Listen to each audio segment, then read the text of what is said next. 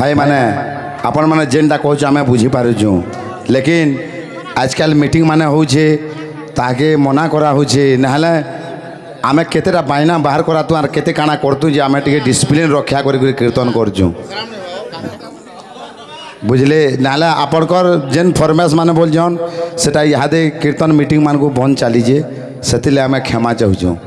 लेकिन सेटा लोग ना बुझन आमको सब बेले डाटा दौन मुई ना कहबार कथा आपण माने बारंबार से कथा कहून पदे लेकिन आमर भी आपण जेन के हिसाब से अनुरोध करछन आमे भी कही दौचु एति लगे से जिनिस माने बार बार मीटिंग करे मना करछन भाई माने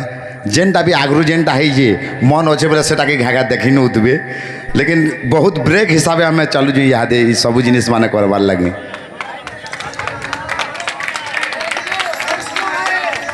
नाला है शिव केते चाह दुकान पान दुकान 50-50 कर मुई ना काना बजी पारती ना कर मुई ना चाहबार से जिनिस यादे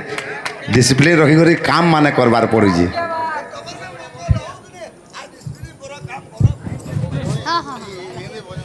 त्रेतया जुगर